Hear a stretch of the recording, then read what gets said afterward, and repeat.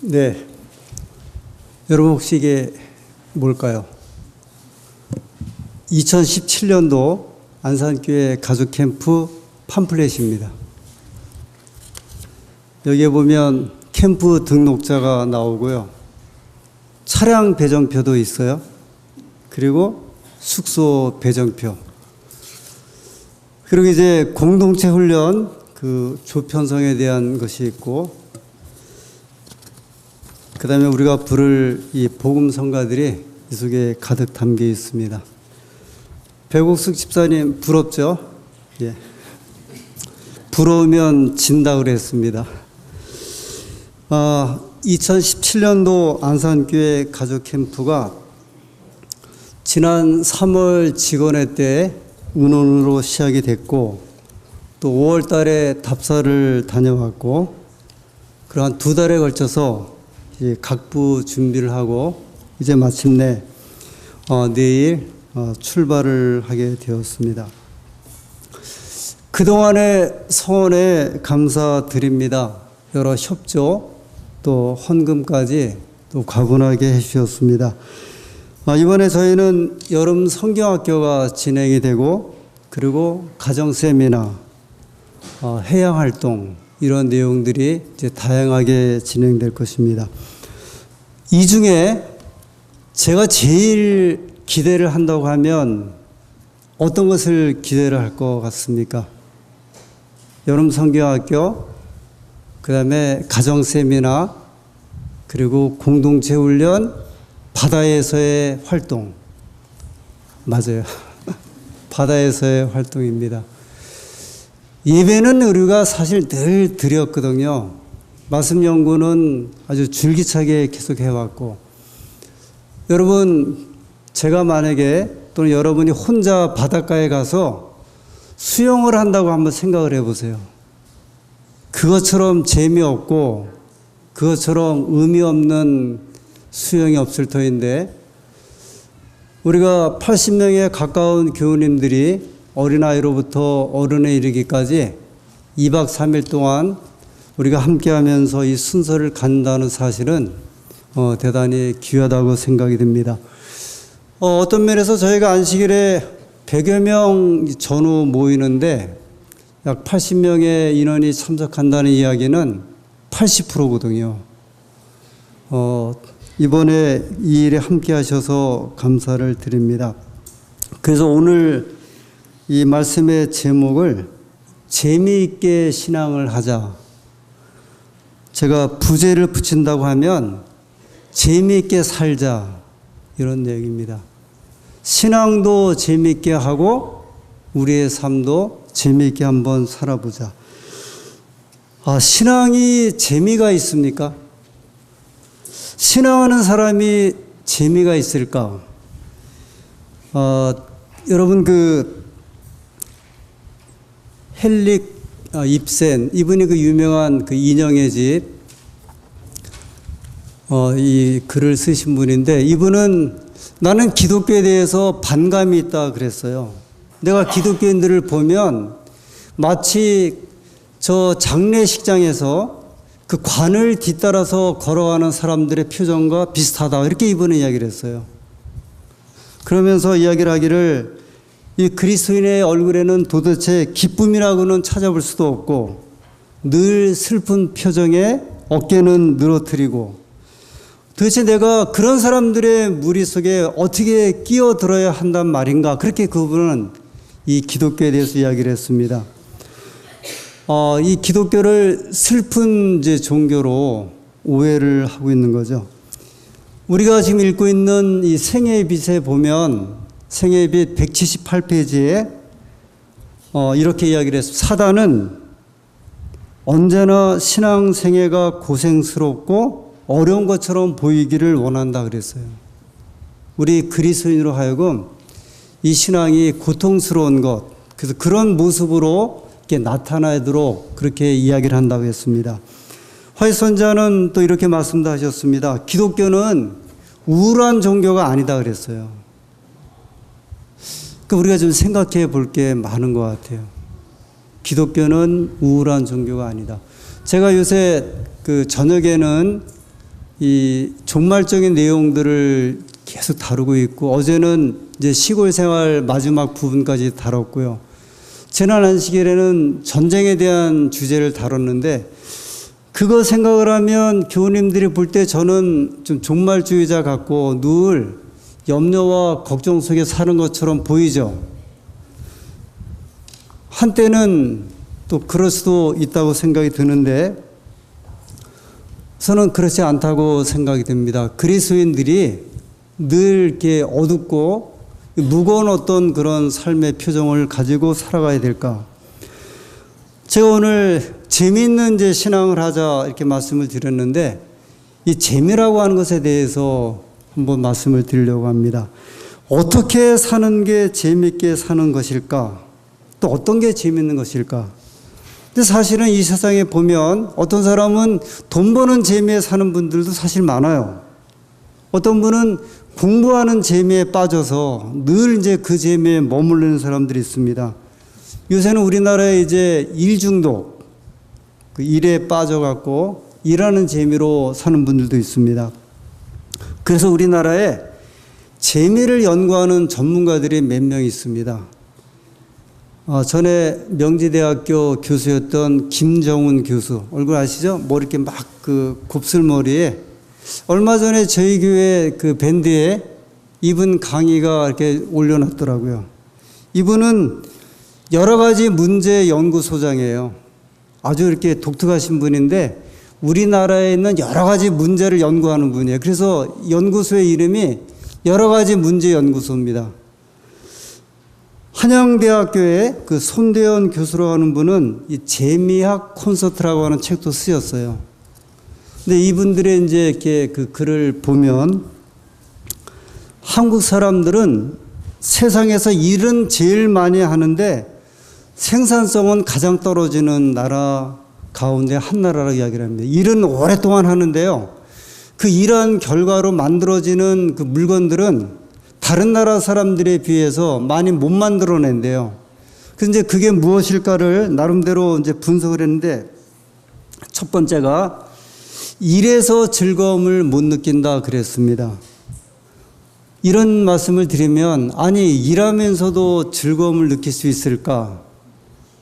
우리가 생각하는 일이라고 하는 것 자체는 굉장히 힘들고 아주 모진 건데, 근데 아무튼 우리나라 분들은 다른 나라 사람들에 비해서 일에서 별로 재미를 못 느낀다 이야기를 합니다. 그것만이면 괜찮은데요. 두 번째는 사는 것 자체도 재미를 못 느낀대요.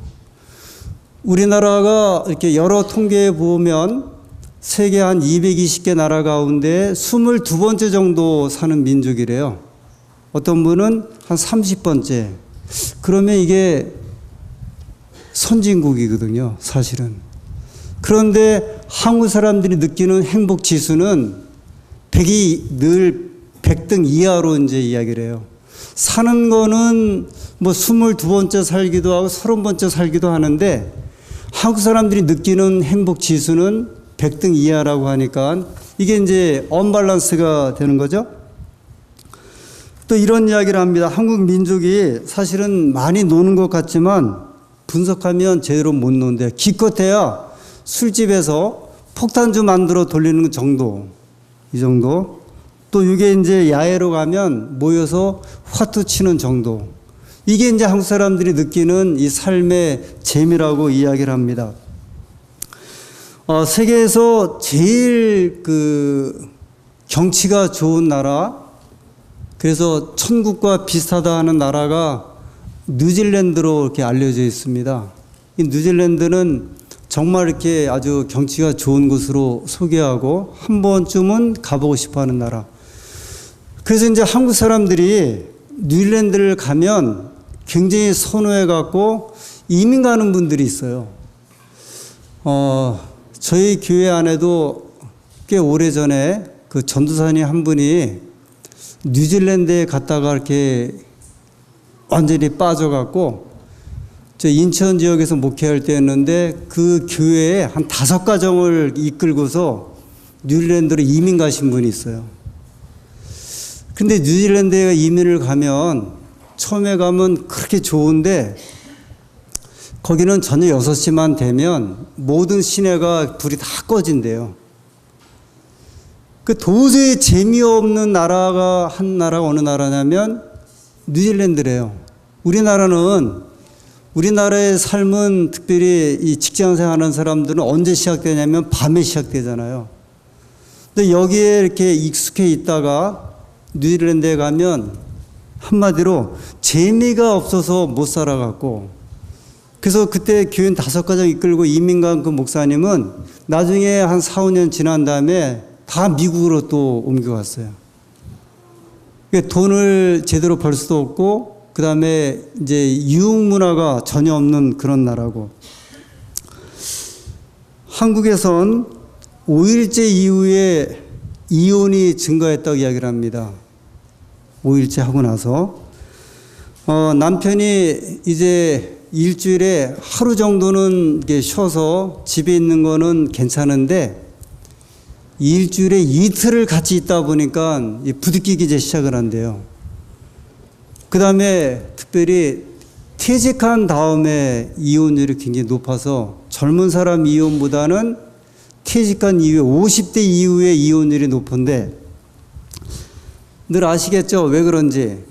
하루 세끼 이제 밥을 먹어야 되고 늘 말을 안 하고 살다가 집에 같이 있으려고 하니까 도저히 불편해갖고, 그러다 보니까 남자는 집에 머물고 여자는 이제 밖으로 이제 나가는 이런 현상이 벌어집니다. 한국에선 성인 자폐증 증상이 있는데 한국 남자들은 술을 먹지 않으면 정상적으로 말을 못 한대요.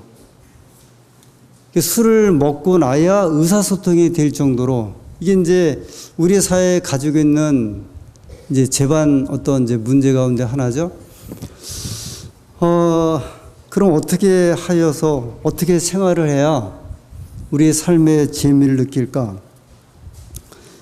재미는 일상의 사소한 데서 오는 거죠. 새소리를 들을 때 우리가 이렇게 이제 산책을 하면서 이렇게 새 소리를 들을 때 거기서 오는 그 기쁨. 저하고 저희 집사람은 요새 저녁에 안산천을 걷는 기쁨이 있는데, 그것은 뭐냐면 청둥오리가 부화를 해갖고요. 어떤 어미는 10마리를 끌고 다녀요, 계속. 그런데 안산천이 올해 한 10번은 범람한 것 같아요. 그러면 이제 저희는 걱정이 돼갖고 이 오리들이 어디가 있을까? 한번 범람하면 3, 4일은 안 보이다가 3, 4일 지나면 그 오리 어미가 그 8마리, 10마리 새끼를 끌고서 이렇게 돌아다녀요. 저희가 이제 그걸 보는 재미가 있어요. 그런데 그놈들만 그런 게 아니라 한 3무리가 있더라고요. 안산천 한번 좀 보세요. 그 가족들은 늘 같이 다닙니다, 이렇게. 사소한 거지만 저희가 저녁마다 안산천을 걸어갈 수 있는 이 동기를 부여하는 오리들입니다. 나무들을 이렇게, 제가 나무에 관한 이야기를 야외 예배 때 말씀드렸죠. 나중에 또 자료를 보니까 청진기를 대고서 나무에다 대면 물이 올라가는 소리가 들린대요. 그 나무에 끊임없이 물을 이제 끌어올리잖아요. 이 증발작용을 하는데 물이 막 올라가는 소리가 청진기가 있으면 그게 소리를 듣는다고 하네요. 텃밭을 가꿀 때 오는 그 아주 일상적인 재미, 그리고 화초를 가꾸면서 오는 그 꽃을 바라면서 오는 이런 즐거움들. 그래서 우리가 재미있게 살려면 내가 머무르는 일상의 공간을 이 재미있는 장소로 좀 만들어야 한다 이야기를 합니다. 내가 오랫동안 머무는 공간이 이제 행복해야 하고, 그 일상에서 조금만 생각을 바꾸면 우리의 생활을 통해서 아주 소소한 재미들이 오게 되는 거죠. 제가 늘 말씀드리지만 행복이라고 하는 것 또는 많은 어떤 기쁨을 얻는 것은 아주 큰 사건을 통하여 오는 게 아니라 일상에서 오는 일종의 이제 작은 그 기쁨들이 우리 속에서 그걸 자꾸 이제 지배하게 하는 거죠. 내가 재미있고 행복한 것이 경쟁력이라고 이야기를 하고요. 그래서 공부도 재미있게 하는 사람하고 하지 않는 학생하고는 이제 차이가 이렇게 드러나고, 자기가 좋아하는 게 분명해야 그 일에 대한 발전이 있게 되고, 제가 그 열관리사로 한 3년을 이제 그 근무를 했는데, 삼육대에서 근무를 하고 코롱에서 근무를 했는데, 이상하게 일에 재미를 못 느꼈어요. 그러다 보니까 일을 잘 몰라요. 제가 이제 열관리 기사하고 그러면은 어떤 문제가 생기면 그걸 고치고 막 그래야 되는데, 그게 잘 안 되는 거예요. 왜냐하면 저는 그 재미를 이 공부 쪽에다가 제가 이렇게 좀 놓다 보니까 일을 하면서도 일에 대한 발전이 전혀 없어갖고 늘 같이 일하는 분들에게 좀 미안했습니다. 왜냐하면 그래도 명색이 열관리 기사하고 그 당시 꽤 많은 봉급을 받았는데, 그러면 그런 일들을 좀 재미있게 잘 처리를 해줘야 되는데 하지를 못했어요. 늘 마음의 생각은 이제 다른 쪽에 가 있어갖고, 내가 여기서 머물 것이 아닌가라는 생각을 일하면서 종종 경험을 했습니다. 사람들이 이렇게 살아갈 때 사회적 지위로만 자신의 존재를 확인하는 사람은 이제 행복하지 않다, 또 이렇게 분석을 하더라고요. 그래서 높은 지위에 있던 사람이 은퇴하고 내려왔을 때 우울증이나 심장 질환에 걸릴 확률이 그렇지 않은 사람보다 훨씬 더 높다, 그렇게 이야기를 합니다. 그러면 신앙에 대해서 한번 좀 생각을 해보죠. 신앙은 어떻게 재미있게 할 수 있을까? 사실 이 질문을 생각하면 신앙이 재밌는 것은 아니잖아요. 재림교인처럼 신앙적으로 살고자 하는 사람들도 드물 텐데, 그러면 그렇게 신앙하는 우리는 신앙이 재미가 있느냐, 어떻게 생각을 하십니까? 또 신앙을 통해서 행복한가, 이렇게 아마 또 생각하실 것 같아요. 아니, 무슨 신앙을 재미로 할까, 그렇게 또 생각할 수도 있겠습니다. 근데 반대로 신앙도 재밌게 하면 좀 어떻게 생각을 하세요? 신앙을 재밌게 하면, 교회를 오시면서 오늘은 어떤 새로운 신자가 왔을까? 내가 기도했던 분이 있는데 그분이 교회를 나오셨을까? 그런 기대를 가지고 교회를 오신다고 하면 어떻습니까? 오늘은 안실학교에 어떤 새로운 순서가 준비되어 있을까? 근데 그런 기대감, 설레감을, 어떤 설레는 마음을 가지고요. 제가 공교롭게 어느 교회에서 목회할 때 이런 이야기를 이제 두 집사님에게 들었습니다. 저는 그 전에 그런 이야기를 못 들었는데요. 이 집사님들이, 목사님, 저는 교회 올 때 오늘은 목사님 어떤 주제로 설교를 하실까, 그 기대감을 가지고 옵니다, 그렇게 또 이야기를 하시더라고요. 저는 그 이야기를 듣고 나니까 정신이 번쩍 차려지는 게요. 교회를 오실 때 어떤 내용을 가지고 이렇게 목사님이 기별을 주실까, 그걸 기대하고 온다는 이야기를 듣고 깜짝 놀랐어요. 여러분들도 그러시죠? 그러니까 지금 다 저를 쳐다보고 계시고 고개를 끄덕거리시죠. 그런 기대라도 갖고서 우리가 신앙을 한다고 하면, 교회를 온다고 하면 얼마나 재밌고 유쾌하겠습니까? 그래서 제가 성경에서 기뻐하는 신뢰가 있는가, 여러분 성경에서 제일 오래 살았던 사람이 누구예요? 무드셀라. 몇 살이죠?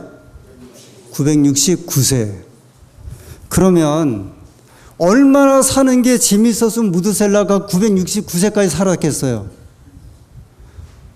저는 그렇게 생각을 한 거예요. 왜냐하면 사람이 살다가 자살도 하고 다 이렇게 막 자기를 비관하는데, 이 무드셀라가 얼마나 그가 사는 게 재밌었으면 969살까지 살았을까? 에녹이 하나님과 300년 동안 동행했죠.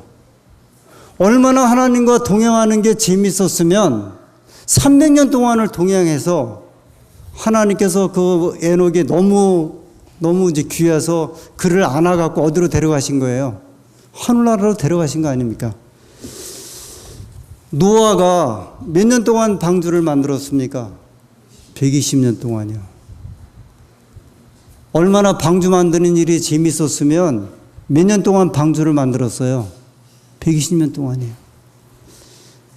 성경엔 힘들었던 삶을 살았던 사람들의 이야기도 많지만 하나님을 믿는 신앙과 재미로 살았던 사람들의 이야기가 성경에 이렇게 아주 구석구석에 박혀 있는 것 같아요. 하박국에 있는 말씀을 보겠습니다. 하박국 3장 17절, 18절의 말씀입니다. 하박국 3장 17절입니다. 구약성경 1305페이지 17절. 비록 무화과 나무가 무성치 못하며 포도나무에 열매가 없으며 감람나무에 소출이 없으며 밭에 식물이 없으며 우리의 양이 없으며 외양간에 소가 없을지라도 18절. 나는 여호와를 인하여 즐거워하며 나의 구원의 하나님을 인하여 기뻐하리로다. 여러분, 이 하박국 선지자에 대한 이야기를 하박국 1장과 2장에 보면 하박국이 하나님 앞에 엄청 부르짖었던 사람이에요. 하나님, 이 악한 일들이 세상을 지배하는데 어째야 하나님 지금도 잠잠하고 계십니까? 하나님께서 이 많은 사람들의 죄악을 어떻게 지금까지 다 그냥 두고 계십니까? 그렇게 했던 선지자거든요. 그런데 이 선지자가 하박국 3장 17절에 보면 하나님, 내가 비록 무화과 나무에 열매가 없고 포도나무에 또 열매가 없고 감람나무에 소출이 없다 할지라도 나는 여호와를 인하여 즐거워하며 나의 구원의 하나님을 인하여 기뻐하겠습니다. 제가 어젯밤에 저희 아버님하고 어머님을 좀 생각을 하게 됐습니다. 저희 아버님은 제가 이렇게 기억해 보면 인생이 이렇게 좀 이렇게 절망적이셨던 분 같았어요. 물론 이제 사연은 있으셨는데 저희 아버님이 약간 그 반정부적 이제 일을 하셔갖고 유시찰 인물로 이렇게 사셔서 경찰들이 가끔 저희 집에 이렇게 방문을 와서 아버님을 이렇게 만나가고 이제 그런 일을 하셨어요. 군대 생활을 한 10년을 하셨다고 그러시더라고요. 원래 군대 가기 전에는 신앙을 좀 하셨던 분인데 군대에 10년 가셔갖고 이제 술을 배우고 그래서 아주 거칠게 사셨습니다. 제 기억에 파출소장이 저희 집에서 어머니께 막 사정했던 기억이 나요. 저희 아버님이 평소에는 가만히 계시다가 술을 이렇게 드시면 파출소 가서 이렇게 막 두들겨 부셔갖고 그 당시만 해도 저희 아버님 어떻게 할 수가 없어갖고요. 이 소장이 와서 어머님을 붙들고 좀 우리 박 선생님 좀 제발 달래라고. 제 기억에 저희 아버님이 술이 취하시면 많이 우셨던 기억이 나요. 근데 나중에 이제 알아봤는데 나중에 들어 저희 할아버지가 49에 돌아가셨대요. 50을 못 넘기고. 근데 저희 아버님이 우실 때에는 39살 때였어요. 그 39살에 이제 40을 못 넘어간다고. 제가 그 생각을 하니까 지금도 40살이면 사실 지금 거의 청년 때잖아요. 그때만 해도. 근데 왜 아버님이 그 39의 나이에 술이 드시면 그렇게 꺽꺽, 제가 그 기억이 그냥 뭐 집에서 이제 한 집에서 같이 살았기 때문에 그 기억이 이렇게 아주 그냥 뚜렷합니다. 반면에 저희 어머님은 그런 어머니와 같이 사셨잖아요. 뭐 생활고에 저희 아버님이 목수일을 하셨거든요. 미장일을 하셨는데 그 당시 뭐 지금도 그렇지만 일정한 수입을 갖고 오시는 분이 아니에요. 일정한 수입이 없었잖아요. 저희 어머님이 일정한 수입은 저를 통해서 한 2년 동안 받으신 게 일정한 수입이셔갖고 제가 이제 봉급 타서 갖다 주는 그 돈을 2년 동안 받으시면 저한테 뭐라 하냐면, 야, 너 때문에 내가 봉급 타서 사는 거 한번 생활해봤다. 오남매의 어머니니까 이 자녀들 오남매가 다 똑같을 것 같지는 않잖아요. 이 바람도 많았고, 그 다음에 늘 생활에 이제 힘드셨고, 저희 어머님이 제가 기억은 그 보따리 이제 그 당면 보따리 장사하기 위해서 큰 큰 그 보따리를 이렇게 메고 다니셨는데 그 저희 어머님을 이렇게 그 나중에 보면 이렇게 어깨가 한쪽으로 굽으셨어요. 그 보따리를 이렇게 메고 다니시는데 그런데 저희 어머님은요 한 번도 저희 어머님은 비관적인 일을 말씀을 하지 않으셨어요. 한 번도 우울해하거나 의기소침하거나 세상을 절망하지 않으신 거예요. 저에게는 한 번도 그러셨어요. 뭐 좌절하거나 그 다음에 남편을 원망하거나 그런 원망을 하지 않으셨어요. 그 왜 우리 아버님은 연세가 비슷하신 분인데 왜 아버지는 그렇게 사셨고 어머니는 전혀 비관적이지 않은 삶을 사셨는가? 어머님은 신앙하는 분이셨어요. 제가 이제 그 생각을 해보니까 그 차이밖에 없는 거예요. 저희 어머니 마치 어떤 분 같으셨냐면 하박국 선지자처럼 내가 무화과에 열매도 없고 포도나무에 아무런 뭐 무성한 것도 없고 그 다음에 소의 외양간에 소가 없을지라도 나는 여호와를 인하여 기뻐하고 즐거워하겠다는 그 심정은 저희 어머니의 심정이었던 것 같아요. 그 차이가 저희 아버님과 어머님의 평생의 생애를 갖다 이렇게 완전히 구분하신 것 같아요. 제가 이제 아버지, 어머니의 이제 씨를 받아서 태어났고 살고 있는데 저는 어느 쪽에 영향을 좀 많이 받았을 것 같아요. 자연스럽게 어머니죠. 제가 만약에 아버지의 영향을 받았으면 저희 아버님도 61살에 돌아가셨으니까 사실 단명이죠. 오늘날 어머님은 이제 80이 넘으셨는데 아마 저도 일찍 생애를 아까 뭐 간경화 말씀하셨죠. 저희 아버님도 간경화 돌아가셨거든요. 왜냐하면 술을 그렇게 드셨는데 아마 그 길을 따랐을 것 같아요. 생활도 우울했을 가능성이 많거든요. 그런데 어머님의 신앙과 하나님에 대한 그런 신앙이 저희 어머님을 통해서 저희가 받았으니 저는 당연하게 하나님 쪽에 이제 묻힐 수밖에 없고요. 제가 살아온 속에서 내가 만약에 살려면 내가 살아갈 수 있는 길을 얻으려면 어머님처럼 하나님 안에서 얻어지는 생활을 할 수밖에 없다. 그 503장인가 일어나 걸으라. 근데 저희 어머님이 이제 돌아가시기 전에 한 6개월 정도를 못 일어나셨거든요. 그런데 저희 어머님의 마지막 주제가가 뭐냐면 일어나 걸어라예요. 근데 이게 말이 돼요? 걷지도 못하는 분이 늘 그 침상에서 찬미를 부르시는데 일어나 걸어라예요. 이게 비관해서 그 찬미를 부르신 것이 아니라 내가 비록 걷지 못한다 할지라도 우리 어머님의 마음속에는 하나님 안에서 걷는 그런 기쁨과 그 즐거움이 지배하신 거죠. 그래서 저는 신앙이 결코 우울하지 않다고 하는 것을 어머님을 통해서 저는 평생을 좀 배웠던 것 같아요. 기독교인은 우울할 수가 없다고 말씀을 하시거든요. 왜 우울한 일이 없겠어요? 슬픈 일이 없겠어요?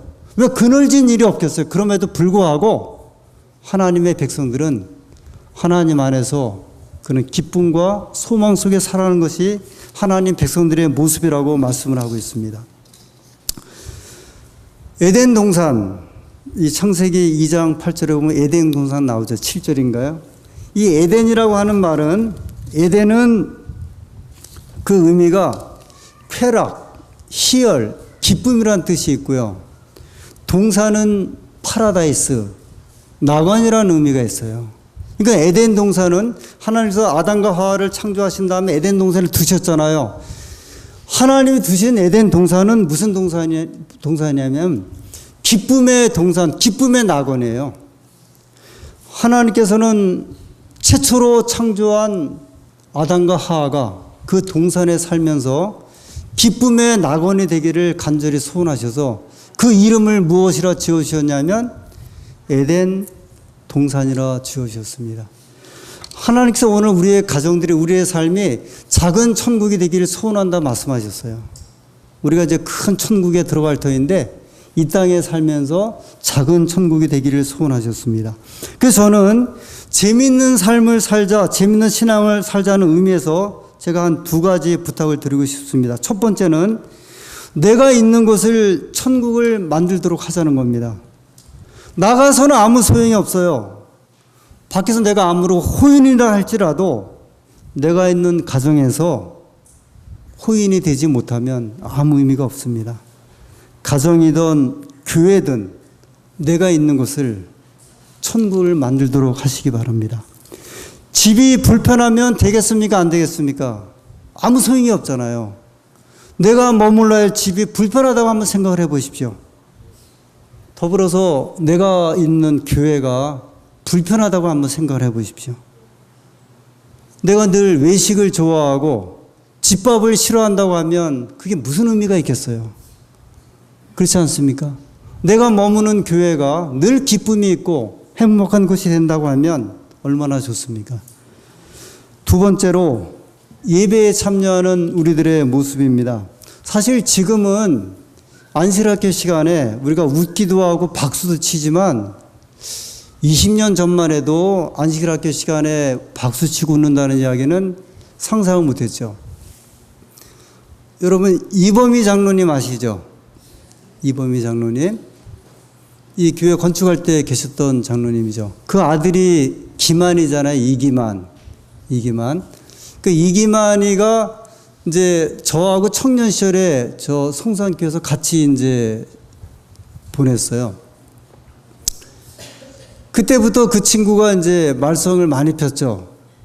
그래서 늘 아버지하고 싸워갖고 가방을 들고 짐 싸고 이제 저 송산에 오면 우리가 달래갖고 한 이틀 잘 재워갖고 보내고 했어요. 아주 똑똑한 이제 청년이에요. 그래서 제가 몰랐던 일도 그 청년이 많이 가르쳐 줘갖고 제가 클래식을 좋아하게 된 계기가 이 김한이가 저를 데리고 형 저기 청량리 미주 아파트에 가면 음악 감상실 있다고 거기 가갖고 이 강단만한 그 스피커 2개 있는 데서 음악을 들으면서 이제 음악을 제가 배웠어요. 근데 한 번은 서울 이생병원 교회에서 이제 음악회가 있다 그래서 형 여기를 한번 가요 그래서 갔는데 그때가 클래식 이제 음악하는 근데 이제 클래식 음악인데 그 첼로, 바이올린 하는 이런 분들이 교회 음악 또는 클래식 좋은 음악을 이제 교회에서 음악회를 했습니다. 근데 이제 음악회를 하는데 음악이 이렇게 음악 클래식 자체가 워낙 그 정숙하니까 끝나고 나도 정숙해요. 그냥 뭐 아멘 하기도 하고 그냥 가만히 있기도 하고. 근데 저희 둘은 너무 답답했어요. 이 좋은 음악이 나오면 박수를 쳐야 되는데 그래서 이제 김한이가 저한테 형 요번 곡 끝나면 우리 일어나고 박수를 한번 쳐보자고. 그 첼로 곡이었는데요. 첼로 연주가 끝난 다음에 둘이 나와서 막 박수를 쳤어요. 근데 그때 저희 둘을 쳐다보았던 주변의 교우님들의 얼굴이 지금도 생생해요. 아니 뭐 이런 놈들이 다 와갖고 교회에서 박수를 치나. 우울할 필요는 이렇게 왜 그 음악을 들으면서 이렇게 막 무거워야 될까? 예배도 저는 그렇게 생각을 해요. 저희 아버님은 그 주름이 이렇게 지셨어요. 이렇게 지은 주름은 이게 굉장히 근심과 고민이 많은 주름이라고 하더라고요. 저는 그래도 옆으로 이렇게 졌죠. 이건 그래도 좀 편한 주름이고요. 인생을 좀 이렇게 세로로 이렇게 얼굴이 이렇게 그래서 막 인상 쓰고 고민하는 분들은 나중에 주름이 이렇게 세워진대요. 이런 쪽으로요. 교회에서 예배를 드릴 때에도 또는 가정에서도 편안한 사람들이 되어야 되잖아요. 왜냐하면 기독교라는 종교가 우울의 종교가 아니라고 하면 그 다음에 우리의 마음을 이렇게 무겁게 하는 종교가 아니라고 합니다. 왜냐하면 사실은 이제 보면 이 그 신앙적인 삶이라고 하는 것은 우리를 이 절망과 실망과 소망이 없음에서 희망의 세계로 우리를 이끌어 준 거잖아요. 그러죠?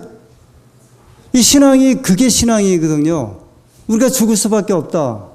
영원히 이제 멸망한다. 이제 그런 존재가 예수님을 우리가 받아들임을 통해서 새로운 생명의 세계로 이제 가는 거잖아요. 그렇다고 하면 그것이 기뻐야 됩니까? 아니면 슬퍼야 됩니까? 기뻐야 되죠.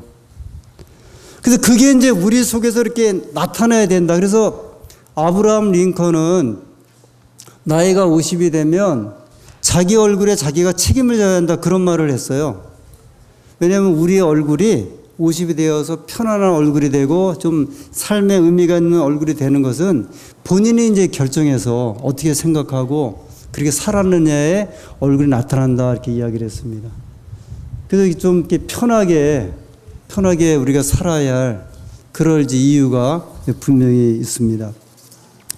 이 그리스도인들은 양심이 예민한 사람들이에요. 그래서 잘못을 범할 때 우리가 그렇게 생각할 수밖에 없기도 해요. 그러잖아요. 늘 교회면 회개의 어떤 기도를 드려야 되고 하나님 앞에 잘못된 것을 토로해야 되는 이제 그런 의미가 있어요. 또 회개를 또 자주 해야 하고, 그러나 늘 우리 자신의 약점을 찾는 것보다는, 내 연약함보다는 내 죄를 통해서, 내 연약함을 통해서 나를 구원하시고 삶의 어떤 능력을 주시고 그 다음에 힘을 주시는 하나님의 은혜를 우리가 더 간절히 구하는 것이 우리가 이제 더 필요한 것이죠. 그래서 이제 살아가면서 죄에서 죄로 계속 늘 가느냐 아니면 그 속에서 기쁨과 행복으로 가는 삶을 가느냐 하는 것은 내가 결정하는 거거든요. 시대 소망에 있는 말씀을 한 말씀을 읽어드리겠습니다. 우리는 결코 그리스도인들이란 우울하고 불행한 사람들이라는 거짓된 인상을 세상에 주어서는 안 된다. 우리의 눈이 예수께 고정되어 있다면 우리는 인정 많은 구주를 볼 것이며 그분의 용모에서 빛을 발견할 수 있을 것이다. 그리스도의 영이 다스리는 곳마다 화평이 머물고 기쁨도 있을 것이다. 왜냐하면 하나님께 대한 평온하고 거룩한 신뢰가 있기 때문이다. 그래서 우리 그리스도인들의 그 얼굴에는 이제 은은한 미소가 이렇게 늘, 그 사람들이 이제 불교를 좋아하는 이유 중에 한 가지가 그 부처님의 미소예요. 전에 그 어떤 여행사에서 이제 인도에 대한 광고를 냈는데 인도를 방문하고 돌아온 사람들의 얼굴에는 이제 부처님의 미소가 깃들어 있습니다. 워낙 그 불교의 그 은은하고 한 그 상을 계속 보다 보니까 이 불교 신자들은, 그리고 우리가 정말 생각할 게 하나 있는데요. 불교 신자들의 그 얼굴의 상하고 기독교인의 얼굴의 상하고 이렇게 비교해 보면 그리스도인의 얼굴의 상이 약간 좀 찌들어 있어요. 이거 한번 좀 관찰해 보실 필요 있어요. 저희는 또 하나님을 안 믿는 사람들보다는 얼굴이 좀 더 깨끗해요. 좀 밝고요. 그거는 분명해요. 그런데 불교 신자들의 얼굴의 그 보살 또는 이렇게 신자들의 얼굴의 모습보다는 약간 좀 한 등급이 미소가 떨어지는 미소인 것 같아요. 그래서 우리가 예수님의 그 고난의 장면만 늘 생각해서 그랬는지 모르지만, 그래서 많은 분들이 말하기를 부활의 그 기쁨을 이제 한번 동참해야 되지 않습니까? 표현할 정도로. 저희 교회 바로 뒤에 통일교회가 있잖아요. 가정교회가. 이분들이 이제 일요일마다 예배를 드리는데 어느 날은 음악 소리가 막 들려오는데 이 뽕짝이 막 들려오더라고요. 계속. 그 다음에 막 트로트가 이제 음악이 막. 근데 그게 저는 이렇게 이 목사님이 뭐 설교하다가 어떤 이제 예화로 쓰려고 음악을 틀었나 했더니 그게 아니라 막 30분 이상이 계속 음악이 막 들려오는데 창문 열고 보니까 막 벅적벅적해요. 그래서 제가 궁금해갖고 이상하다. 평일도 아니고 이 분명히 예배 드리는 날인데, 그래서 이제 제가 한번 3층을 올라가 봤어요. 본당에. 그랬더니 한 4, 50명이요. 이 본당 주변에서 이제 막 왔다 가서 춤을 추는데 현철 노래를 막 들으면서, 현철의 음악이에요. 하여튼 그 음악을 막 들으면서 학생들로부터 어른들까지 여기서 막 이 무아지경에 빠졌더라고요. 제가 너무 놀라갖고 그냥 완전 무아지경에 빠져서 막 이러면서 춤을 추는데 전 통일교가 저런 교회가 아닌데 왜 어떻게 된 거냐. 제가 이제 내려오면서 청년안에게 물어봤더니 오늘은 파티 예배예요 그러더라고요. 근데 그 파티 예배인데 현철의 음악을 틀어놓고서 막, 근데 그건 아닌 것 같아요. 그죠? 야, 이상하다. 통일교회가 달리 보였네. 근데 저희는 그건 아닌데, 제가 이제 한 친구 이야를 좀 하고 마칠게요. 저희 친구가 인천 영어학원에서 이제 원목으로 있을 때 그 교회에서 캠프를 갔대요. 2박 3일 캠프를 갔는데 3명의 학원생을 이제 초청해서 갔습니다. 근데 이 학원생들이 캠프 마지막 날 이제 서로 경험담을 말하는데 자기들이 처음에 이제 그 바이블 스쿨이라고 그 성경을 영어로 공부하는데 거기에 공부하다가 이제 초청을 받은 거예요. 그 선교사들이 한번 같이 가자. 근데 셋이 그랬대요. 아니, 저 교인들이 가서 술도 안 먹을 거고, 춤도 안 출 거고, 무슨 재미로 이제 저희 캠프를 하는지 모르겠다고. 그래서 이제 억지로 따라왔는데 2박 3일 동안 보니까 술도 안 먹고 춤을 안 춰도 그렇게 재밌는 집회를 하는 걸 보고 자기들이 깜짝 놀랐다는 거예요. 그리스도인들이라고 해서 이상하게 봤더니 정말 유쾌하게 놀고 서로 친교회 교제를 가누는데 그 이 3명이 침례를 받은 이야기를 이제 이렇게 제 친구 목사님이 간증 경험담에 올렸더라고요. 저는 이번에 이제 캠프에 대해서 좀 기대를 합니다. 저는 이제 이번에 처음 같이 가게 되는데요. 전에 있던 교회에서는 4번을 갔어요. 매년 이제 캠프를 갔고, 또 한 교회 있을 때도 2년을 이제 한번 좀 같이 좀 가봤습니다. 그런데 이번에 저는 이제 4년 만에 처음 가는데 우리 삶에 또는 이렇게 같이 사는 사람들의 어떤 모습이 이 신앙할 때는 잘 드러나질 않아요. 그러는 것 같아요. 그런데 같이 어울려 살면서 이 교인들의 어떤 이 진면목이 좀 드러나는 것 같아요. 그것은 뭐냐면 이해할 줄도 알고요. 서로가 격려할 줄도 알고, 그 다음에 다른 사람을 돌아볼 줄 아는 일들이 이런 일을 통해서 한번 일어나게 됩니다. 저는 이번 경험을 통해서 우리 교우님들이 교회를 떠나서 이 재미있게 사는 법, 또 어울리는 법, 함께 격려하고 또 친교를 나누는 경험을 이번에 정말 우리 함께 또 재미있게 하고 돌아오는 귀한 경험의 시간이 되기를 간절히 소원합니다. 재미있게 삽시다. 재미있게 신앙하는 우리 안산교회 교우님들이 되기를 간절히 소원합니다.